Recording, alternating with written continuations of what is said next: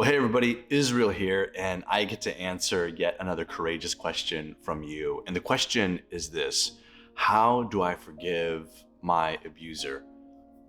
Whoa, that's big. Now, before I start talking and sharing with you, I want you to understand that this is so complex, and I'm going to be as gentle as I possibly can. I want to be thoughtful and mindful about where you're at. I understand that there are many forms of abuses that are out there, so I'm going to be painting with some very broad strokes, but I'm going to do the best I can to help you where you are at in your current situation. The first thing that I would say is, number one, if you are being abused, get out. Find help. Do not stay in an abusive situation where your life or your kids' lives or the people that you love are in danger. It is okay for you to remove yourself from that place and get to a place of safety quickly. And in the comment section below or somewhere in that area below, we're going to go ahead and give you some resources that you can connect to. But for everybody else who is dealing more with something that's in the past or a little bit more recent and you're in a safe place, what I would say is let's talk about what forgiveness in this capacity looks like. And so as I'm thinking about that, here's why you want to forgive. Let's put it that way. Here's why you want to forgive. When you hang on to unforgiveness, here's what you're doing. What you're doing is you're hanging on to the crime that was committed against your soul. And when you do that, you become bound to the person that hurt you. And there becomes an emotional link to you and that individual. And when you have that emotional link, what that does is it keeps you as the victim and it preserves that person as the perpetrator. Forgiveness is saying, God, I don't want any of that. I do not want that on me or in me or around my family. I want justice and I want freedom, but I want justice according to your terms, not mine. So what do? Okay, let's talk about what we don't do.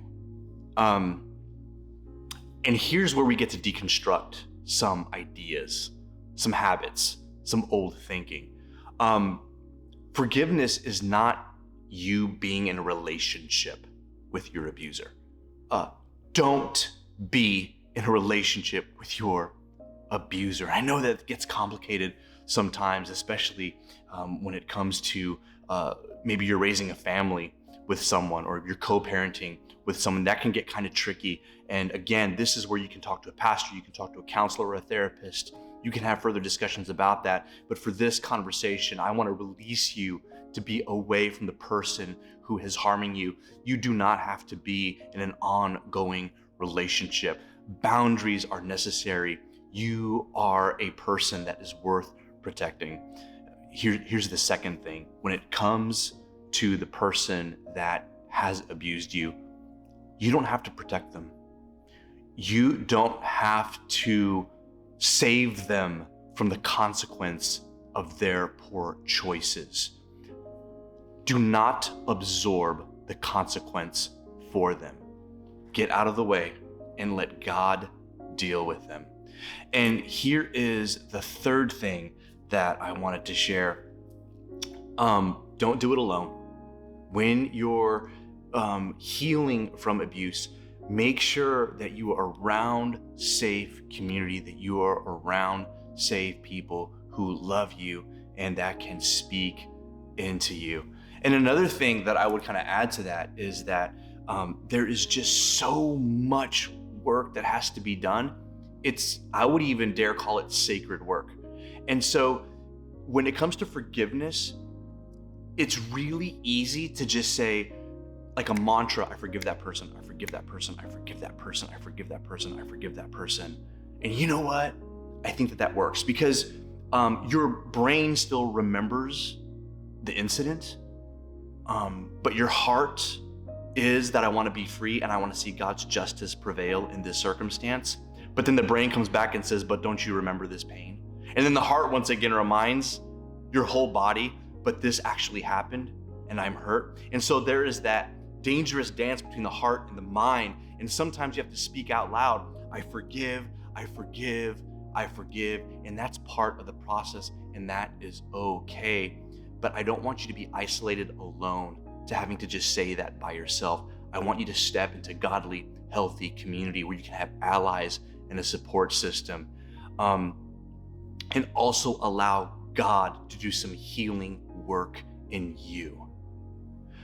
So just saying the words, I forgive my abuser, it's good, it's powerful, and the cross is enough, but there's something that has to happen. See, we as believers, as Christians who are filled with the Spirit, we have the power to stop the work of sin. Now, you did not sin when that person abused you, but they sinned. And the power of that sin, if it's not dealt with, can continue to work in your life. You can develop bitterness. It can affect the way that you connect and attach to people, human relationships. It can affect the way that you perform at work. It can affect your relationship with your kids and those that you love. And we have the authority to stop the work of the enemy. But it's going to require that you allow God to heal you. Because once you've come under the weight of abuse, what your brain and your heart has realized and has been living as it's been living as the object of a person's bad choices. And you are not the object of anyone's poor decisions. You are the subject of God's love.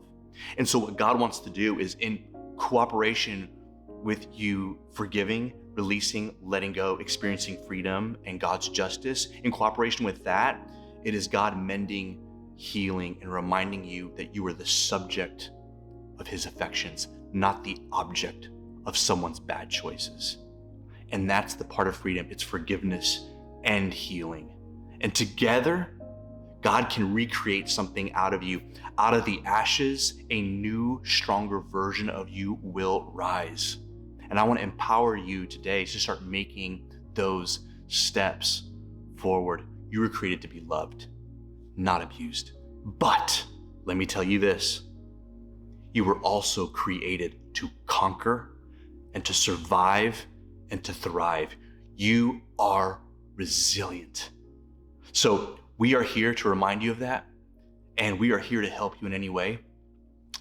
If you have any other questions or any other resources, you can comment in the comment section below, and we'll be glad to continue this discussion. God bless you. We'll see you later.